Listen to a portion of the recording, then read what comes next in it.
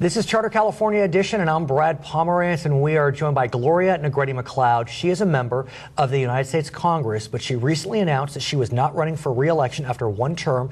She has chose to run for the Board of Supervisors in San Bernardino County. And recently, I interviewed Hilda Solis. She was a member of the U.S. Congress. She was named Cabinet Secretary, Secretary of Labor. She served an entire 4-year term with President Obama. She decided to step down voluntarily to run for the Board of Supervisors in Los Angeles County. Congresswoman, what is it about the boards of supervisors in California that lure such capable politicians back home after having positions in the Congress, in the cabinet? I think it allows you to actually represent your constituency. You make major decisions that affect the lives of those particular counties. You don't feel as if that you can't do that in Congress as a cabinet secretary? Be specific if you can. Well, she's doing it as a whole, but here she'll actually impact the people that live in her district. She has a house in her district. I have a house in my district. So what is it? You served in the Assembly, you served in the Senate, as did Hilda Solis. Both of you served in the Congress. Look, I'm a student of politics, and I have said to you before, I think boards of supervisors, the best position in politics in California. And I say that not pejoratively. I see where you're coming from. But for our viewers who may not understand the various layers of government, why are boards of supervisors so unique in that elected officials feel they can make such an impact? I think what I just stated earlier, that you actually impact those people that live in your constituency, that live in your district, aside from the entire district, the entire county, whichever county it may be. You actually are relevant. You actually make those hard decisions, make sure that all the programs are serviced, that the people there get serviced. And of course, the county is an arm of the state. And so state funding flows through counties. Federal funding flows through counties. Federal funding flows through counties. In a lot of ways, I feel as if the, quote, mainstream media, both broadcast, print, cable, are so focused on cities. They cover the mayors. But yet, in California, it's the supervisors that really have the most impact on the daily lives of folks, even, in my opinion, even in incorporated cities. Well, probably LA is probably very different than most other counties. Sure. They're like the big county. Probably some of the other counties. Right, but still, even in LA, the county makes the big decisions. Right, and San Bernardino, I mean, as well. So the cities within the district where you are running are? In my district, exactly. Yes. It's Chino Hills, Chino, Ontario, Montclair, and a portion of Upland. So what wonderful communities that have done well during the economic downturn are on the other side of the economic downturn, but still looking to come back. Talk to me about what you're hearing within those cities, those communities. What are their hopes and dreams? Well, the county as a whole is starting to come out of the morass that it had been in. You know, the foreclosure. And don't forget, during the downtime, I was in the state Senate, and my whole east side of my district was part of that real big foreclosure. And so the county had suffered because if there's no income coming into the cities, there's no income coming into the county.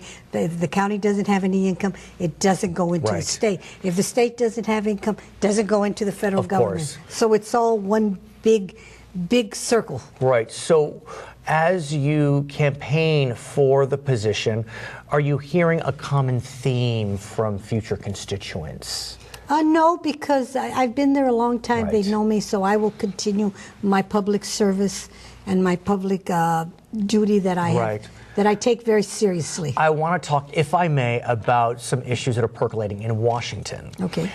You still are a member of Congress, and as we know, Paul Ryan, he is a member of the Congress from the state of Wisconsin. He was Mitt Romney's vice presidential pick. Very powerful. He is chair of the Budget Committee, is that right? That's good. And he proposed a budget that raised the ire of many.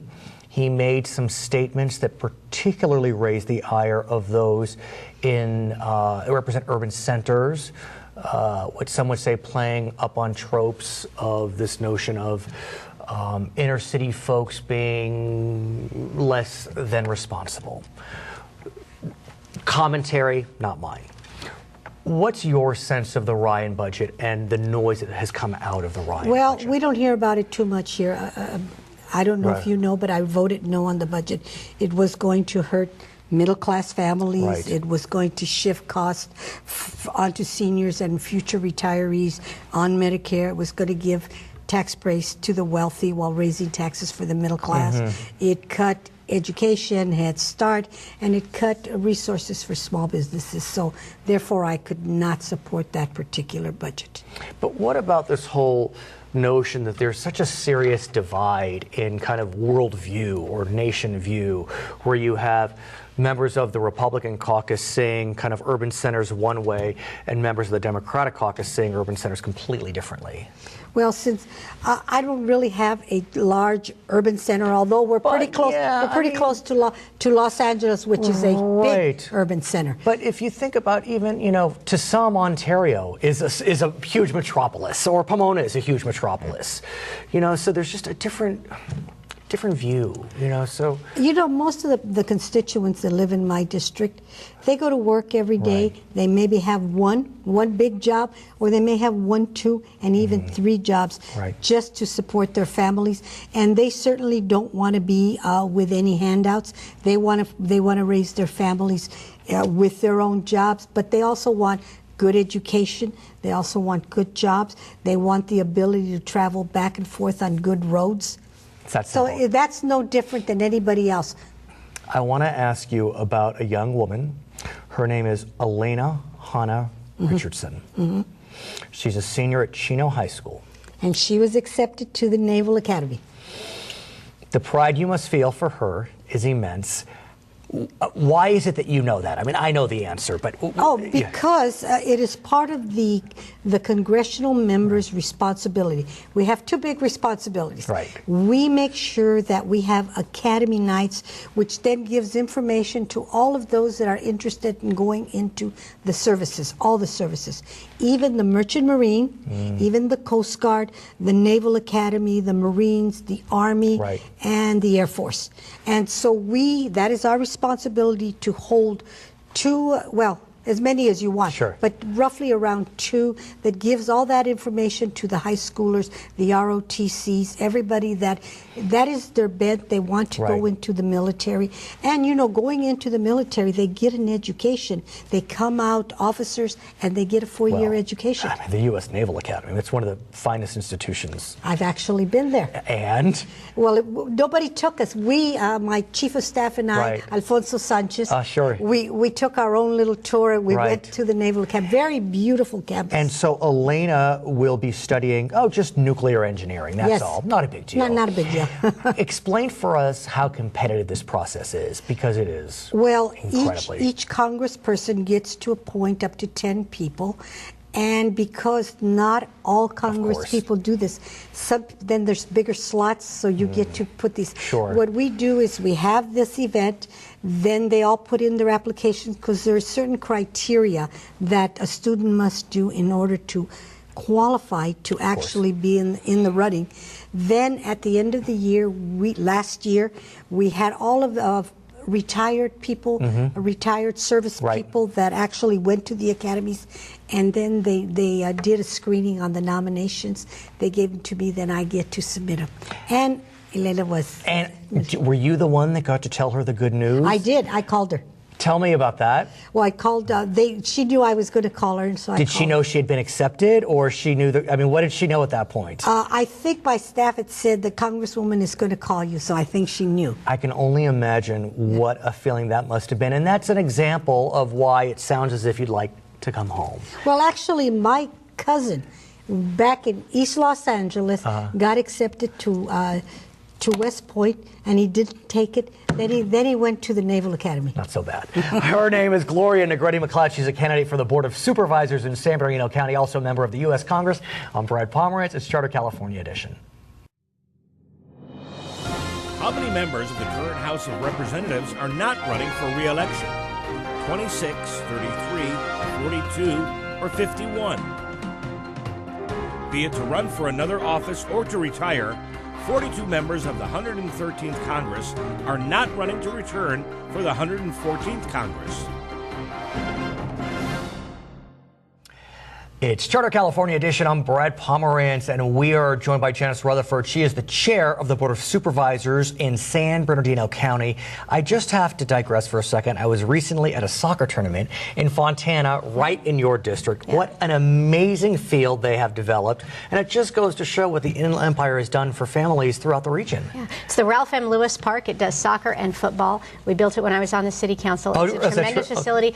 Fontana really has some incredible parks, an amazing recreation program, and public swimming pools, which fewer and fewer cities have these days. So I'm glad you enjoyed it. And what people may not realize is because the Inland Empire continues to develop in the best sense, land can be put aside for family-friendly areas like soccer parks, skate parks, whatever it may be. And that's what Fontana, Corona, Rancho, that's what all these communities are doing. And with the way California finances and local government finances interact these days, the development pays for the public infrastructure. I love it. Let's talk about another park. Yeah. It's the Lake Gregory Regional Park in Crestline. Give us a sense of where that is for our viewers statewide. Well, it's just north of the city of San Bernardino, and it takes you about 10 minutes to get from the bottom of the hill up Highway 18 to the Crestline cutoff, and then a few minutes through town. So it's not really a long drive at all, but suddenly you're transported to this alpine wonderland. It's quaint and peaceful. The lake is beautiful and great for family recreation. But over the last few years, the park has faced challenges. Yeah. And so, if I may say, it seems as if this is an example, what we're going to describe as government working together in unison to better an area like Lake Gregory. Yeah, we have a great county asset in the regional park, but regional parks doesn't have a budget that allows it to provide recreation, enhance the facilities. That park was losing $700,000 a year of taxpayer money. That's not sustainable for the county. But we didn't want to close the park. We don't want to get rid of the park. The people who use it both in the Lake Gregory area and throughout California enjoy it. So we contracted with a private company, Cal Parks. They do Diamond Valley Lake in Riverside County and Lake Hemet and some other areas up north. And we talked with them, and the community really helped pick them. Say, these are the people we want running our park. So it's a public-private partnership. It is. Tell us more about it. How will it work? We've got a 3-year contract where they will gradually take over, they'll take over complete operations, and they'll gradually take on all the budget responsibility. They're going to fix up the San Moritz Lodge and make it a destination for weddings, corporate events, beautiful location overlooking the lake and the trees. They're going to add a lot of amenities to the park, a floating play structure with slides and swings and all sorts of stuff, so you don't just have to swim in the lake. Right. There's fun stuff to do in the lake. There's always fishing at Lake Gregory. There are some water slides and splash parks and lots of wonderful activities. They'll be adding concessionaires, and the county's going to do its part by trying to maintain the lake better now that we're going to be able to focus our money on dredging and fixing the dam and those sorts of things. Hopefully that'll be a great partnership. So how will they monetize? Because obviously if they're a private entity, they look to make money, and that's okay. Sure. They're going to charge admission like all county parks do. They're beginning to charge for parking. That was the only county park that never charged for parking. Some people are a little upset about that, especially the neighbors. Every other county park charges the parking. Reasonable rates, though? Oh, of course. It's $5 or $6. Okay. It's not unreasonable at all. And then they'll be charging for using San Moritz for weddings and that sort of thing, and attracting a lot more of that. They're also thinking about adding overnight camping, which people love to do at the regional parks. And it's really brought a spirit of revitalization to the town itself that has a lot of antique dealers and cute little kitschy shops. So if you go up there, plan to spend a day, have a meal, a picnic, enjoy some of the stores too. And could or will the county benefit financially from this, which again, not necessarily a bad thing? Is there a profit sharing arrangement? We're going to see where we get in this first 3 years, see how it goes, how it works out, if they're able to make a profit, and then we'll talk different financial arrangements after that. I want to talk about the city of San Bernardino. Do you represent a portion of the city? I don't. Okay, but that being said, of course, we're in San Bernardino County, and the city of San Bernardino is facing charter reform, but we know the county is also looking at charter reform. Yeah. Why don't you tell us about the whole concept of charter reform and what that means? So counties can be either general law or charter. Charter gives counties additional powers that the state doesn't grant. For example, if there's a vacancy on the Board of Supervisors, if you're a charter county, the supervisors fill it. If you're a general law county, the governor fills it. That's a big difference. Huge difference. San Bernardino and LA were the first charter counties in the state of California. Oh, I didn't know that. Charter counties became allowed in 1911. Both of our counties chartered in 1913. The challenge is that only charter counties after 1933 included the professional organization that came about during the Progressive era of hiring a professional manager that the Board of Elected Officials directed. Got it. Ours is a charter that's over 100 years old now that doesn't account for the modern best practices of government.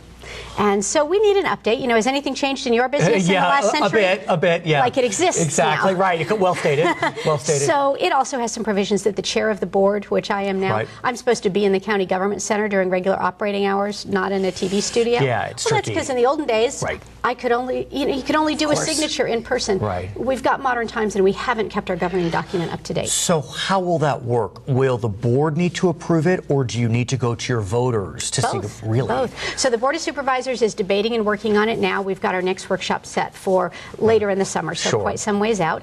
We'll continue to come up with a draft that the 5 of us can concur on, and once we agree, then we place it before the voters for their concurrence. And what are stakeholders saying? I am sure that many are giving you their input about what they'd like to see for the future of this great county. Sure. There's lots of different ideas. One that compels almost everyone is how do we fill a vacancy if the sheriff resigns tomorrow or retires? And that happened recently. Or someone dies in office. How do we fill that seat? Right now the charter says the board must appoint, shall appoint. We don't have any option. Well, what if we wanted to do a special election or consider other options? And the charter doesn't give us that ability right now. We need to fix that. Have you taken a position on that specific issue? Yeah, I think the board should be able to either appoint or call a special election. And if the board appoints, then that person should be ratified by the voters at the next regular election rather than waiting for the term to run most of 4 years. Oh, and that's how it is now? So if they happen to get in year 1, they could have a They serve the whole time. I think we should put it up before the voters as soon as possible at a regular election. What other issues are percolating in the charter reform era? We have term limits in San Bernardino County, but it's 3 terms, but it says 3 consecutive terms, which means that the system could be gamed. Let's say a supervisor and their chief of staff decided to take turns. I'll be supervisor this year, you be chief of staff this year. They share the same donor base, they share the same constituents. It could be, so one could technically serve more than 3 terms. Yes, but I think voters' intention was 3 terms as the limit. Now, a lot of people dislike term limits completely and would like to get rid of it. I don't think that's where the voters of this county are. I think they like the protection. Are you sure? That's what all the voters tell me. Really? That's what all the voters tell me. And the reason I ask that is we know that term limits was very popular in the 90s and even into the 2000s, but there has been a move to at least loosen term limits. I don't know if so much eliminate them, because we saw, for example, what happened in Sacramento, 6 years in the Assembly, very short time. And one could argue Janice Rutherford is doing a fine job. So why not let Janice Rutherford continue to build on her expertise? It could be in parks, it could be in charter reform, rather than being artificially removed. Of course, you'd still have to run for office. Yeah. But what about that notion that, you know, is being a professional politician per se a problem? It is in the mind of most voters these days. They don't trust their government. They don't trust the campaign process. They think it's too overly influenced by money, and they would rather have a check instead of them providing the balance, which is how our system was originally designed. You know what's interesting? And I'm going to push you if you don't mind. It's a good conversation. I agree with you that in the grand scheme, they don't trust their government. They don't trust their politicians. But they often trust their own politician. They trust their supervisor. Right. Not Congress, but their congressman. Right. Yes. And so could they want to see their supervisor, their congressman, be able to serve a longer tenure? Sure. Well, as part of the discussion about charter reform, each supervisor was invited to host a community meeting and get input. The community meeting in my district, no sentiment to get rid of term limits, no sentiment to extend it. It should be the solid 3 terms. I heard the same in Supervisor Ovit's district. Right. My other colleagues haven't held their meetings yet, but I'm not hearing that sentiment. I get it. I understand. So, but you are looking to change the notion of 3 terms being a lifetime. Yeah, if it's supposed to be 3 terms, it should be. It shouldn't be a loophole. So do you expect the charter reform initiative to go onto the ballot in November 2014 or maybe beyond? I don't. The city of San Bernardino, as you mentioned, is pushing theirs for November of 14. Don't want to confuse people with the two, the city versus the county.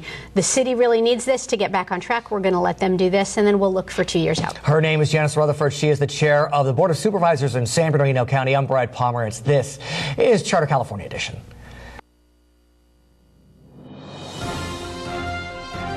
In the terms of area, what is the largest lake in the state of California? Clear Lake, Lake Elsinore, Salton Sea, or Lake Tahoe? In terms of area covered, The largest lake in California is the Salton Sea, covering 376 miles. It's Charter California edition. I'm Brad Pomerance. Joining us is Mike Ramos. He is the district attorney for San Bernardino County. And so I want to speak with you about a problem that continues to plague many of our communities. Yes. And that problem is gangs. Yes. Talk to us about San Bernardino County, which is the largest geographic county in the nation, and how you combat gangs in such a large geographic area. It's a large geographic area. The last FBI statistics, say we are number 3 in the nation for gang membership. Number 1, LA County, 2, Cook County, Illinois, and San Bernardino County, because we're so huge. And that's the reason it has to be, because I would never have expected that a county like San Bernardino, inland California, semi-rural, some urban areas would be the 3rd largest in the nation. Let me tell you, and that's why we put together in 2005, I call it my war on gangs. We have a gang protocol that leads a state, perhaps a nation, and what we're doing with gangs. But part of it is we have territorial gangs that have been in our county for decades, and then we have the transitional because of the Interstate 10, the 15 going to Nevada through Vegas, coming from LA. So that's a huge problem in San Bernardino County as well. Are the gangs also coming and being incubated south of the border and importing? That's a big part of it. With your Hispanic gangs, the Mexican mafia, the cartel, we're seeing those. So, like I said, in 2005, we, with then Sheriff Penrod, we put together a team approach where I went from 3 trained lawyers to 15 countywide investigators, advocates, victim advocates, and we have a 4-pronged approach to fighting gangs. Number 1, suppression. We're doing a great job. We've put almost 5,000 gang members in state prison for over 35,000 aggregate years, 240 life terms, and 2 gang members on death row. We're working really hard on the suppression part. 2, we do a better job of protecting our witnesses and victims in gangs. Worked with Kamala Harris on getting laws tighter. Attorney General then. 3, gang injunctions. We're now giving law-abiding citizens their communities back by getting rid of gangs, the territorial gangs. And then 4, as important of any of those 3 is our prevention and intervention programs to keep kids from joining gangs in the first place. I want to go back to the gang injunction element. Yes. That is an element that grew out of this region. Yes. I believe Los Angeles was the first one. And it is a very unique tool. Yes. A controversial tool, although held constitutional. It is constitutional. And so give us a sense of what it is and how you are able to enforce it. Okay. Well, because you're going after somebody's First Amendment rights to the Constitution. Presumably. Freedom of assembly, speech, etc. What you do, it's under a civil code of nuisance. So these gangs, I'll give you an example. There was an apartment complex in one of our cities of Colton. The gangs would come in there during the day, deal drugs, needles on the ground, guns, and the citizens that lived there were afraid to have their kids come out, go to school, etc. So we documented it, the police department, it takes about 6 months to show what they're doing there. Then you go to court, to civil proceeding. You got to give them notice, serve them.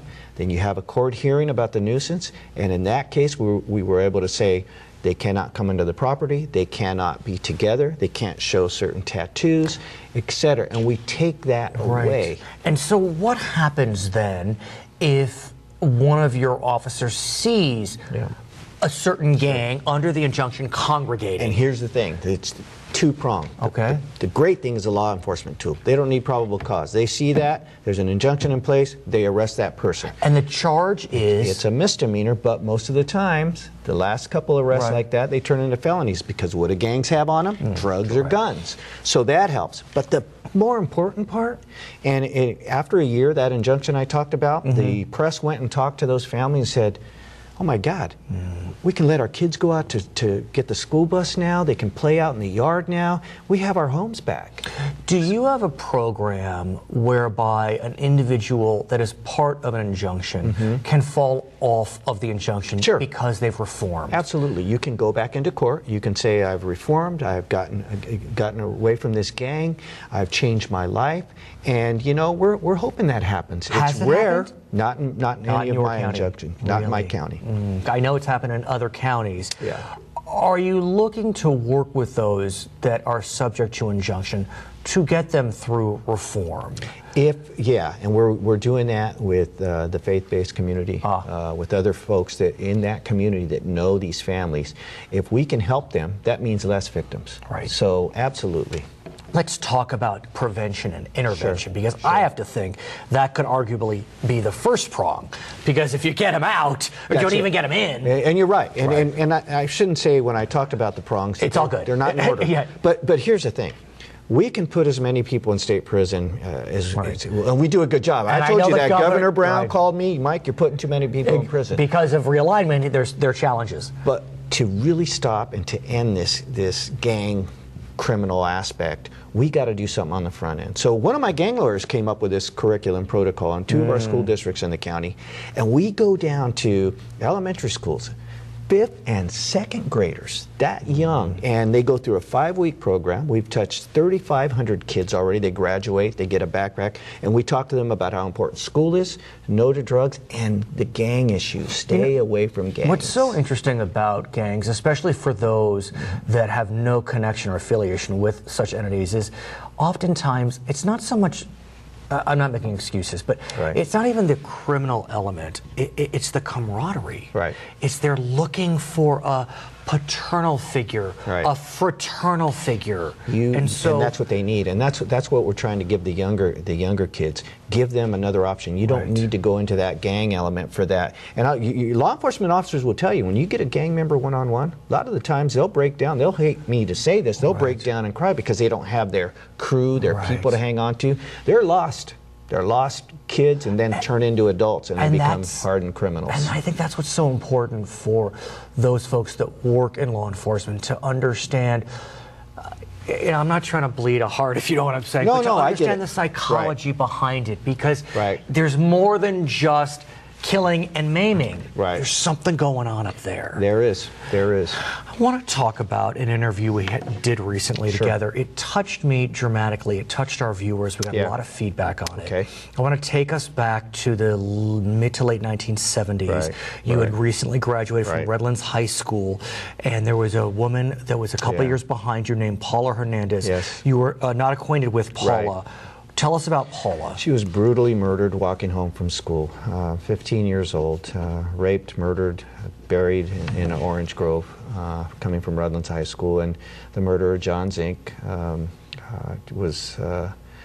had no remorse and just created this horrible crime. And of course he was convicted, and he's been in prison, and he's come up for parole. And I told you I was going to go see the governor about him. But before we talk about your meeting with the governor, this case, has really been with you for decades. In addition to being a case that's near and dear to you because of the proximity to your own home, you wound up meeting the family. They came to you. I met the family when I was a prosecutor trying cases, and they came to me and said, look, for the first time in 25 years, he's going to go to a parole hearing. He never even cared to go. So this is maybe 10 years ago or so. And about 12 years ago now, and they said, can you go with us? And I took the day off, and I drove to Corcoran State Prison with the family, and went in, and the murderer walks in. Of course, the sister, the mom, they break down and cry. First time they've seen this murder in 25 years that took their daughter.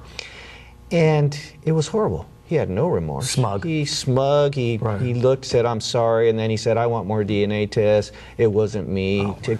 So, you know, that opened my eyes. So when I first became DA, I created the Life or Prison Unit, and I will not have any family go to a parole hearing without a prosecutor. So, like you said, you went. So he was up for parole. He was up for parole again.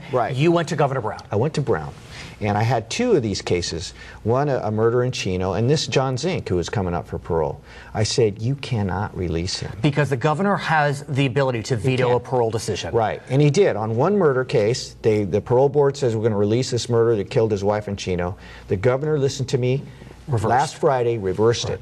But with regard to John Zink, then he heard about my meeting with the governor. It was publicized in the paper. It was on your show. And we have a feeling he saw that. And he, on his own motion, delayed his parole hearing a year. He didn't want to go in front of the parole board. Sometimes the system works. It does. Sometimes. His name is Mike Ramos. He is the DA for San Bernardino County. My name is Brad Pomerance, and this is Charter California Edition.